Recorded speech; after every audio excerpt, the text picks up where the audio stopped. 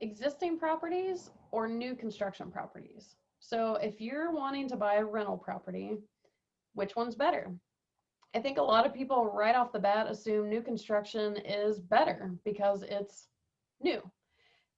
Maybe it is, maybe it's not. So here are some pros and cons of new construction properties, rental properties specifically, new construction rental properties versus properties that already exist. So one of the biggest differences that you're going to see between new construction and existing construction is just in the price. And what that's going to cause is a change in the returns.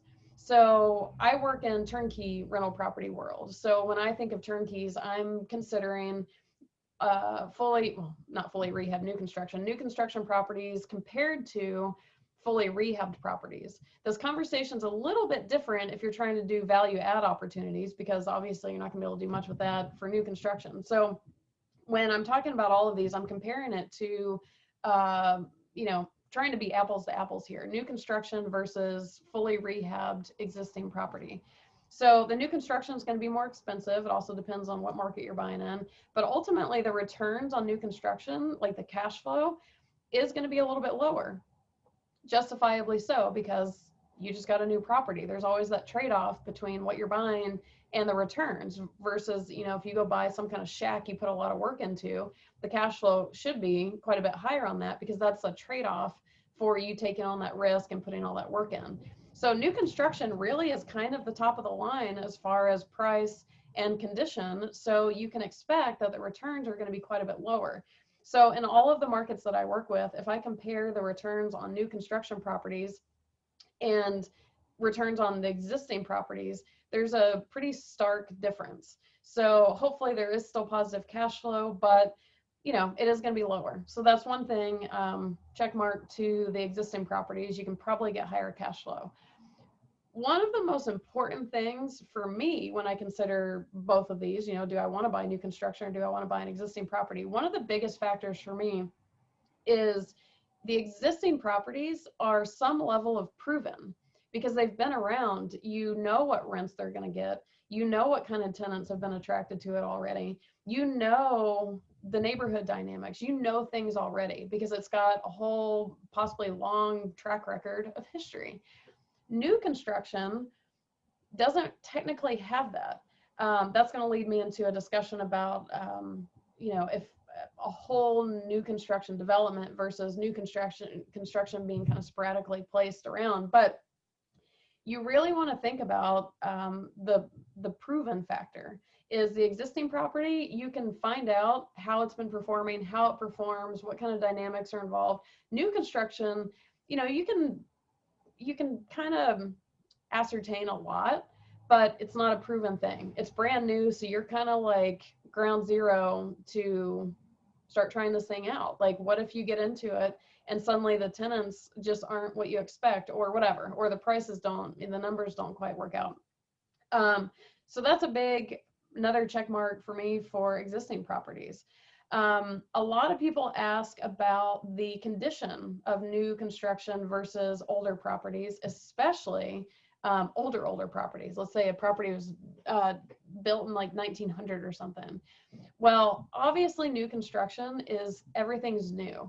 And I think one of the biggest check marks for new construction is, with an existing property, you can verify the condition of a lot of things through the property inspection. But quite often it can be a little bit tricky to really get a feel or knowing of the internal things, like internal wiring, internal plumbing. You can check so much of that stuff, but you can't really check all of it. And obviously wiring and plumbing and all the insides of an older house are potentially going to be aged. Whereas new construction, it's all brand new. And in a lot of cases with new construction, you may have like a 10-year builder's warranty, or, it's like buying a new car versus an existing car. You're not going to have, you might have a little bit of a warranty on an existing, but, new construction comes with pretty hefty warranties, usually. So, you can have a certain confidence of, the wiring's brand new, the plumbing's brand new, and it's obviously up to the most recent standards. Whereas, like I don't know, like there's certain plumbing that now is illegal, all sorts of stuff. So you can kind of skip that with new construction, assuming your developer is on the up and up. But I will say, so that's a check mark for new construction, 100%, because you know everything in that house is brand new. There's no concerns about what might secretly be old or what you might have to replace, whatever. But on that same note, is a lot of people assume old properties are just falling apart. And I know, and this is going to be very dependent on the city versus state that you're buying in or whatever.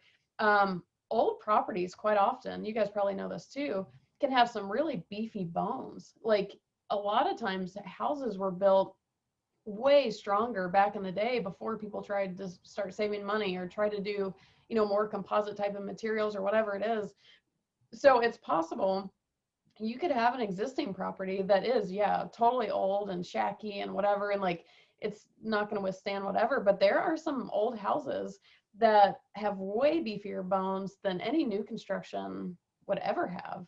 So that's something to think about, is if you are looking at that existing property and looking at the age of it, what kind of build are you talking about? Like, and so, really looking at the durability, I guess is kind of the big word, is how durable is that existing house versus new construction? A lot of times new construction just will never be as durable as some of those older materials. So here's my last, so that's most of the pros and cons, really. And then I want to kind of tie it off with just something to think about, which could end up being a con for new construction, but this is something you have to figure out depending on what properties you're pursuing. So if a developer says, hey, we're building new construction properties, okay, cool. One of my first questions is, are they all in the same neighborhood?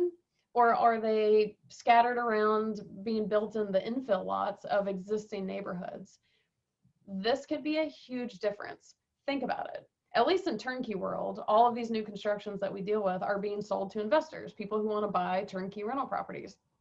So if you have a whole subdivision of, let's say, 40 new construction properties, and all of those new construction properties are being sold to investors, what does that create?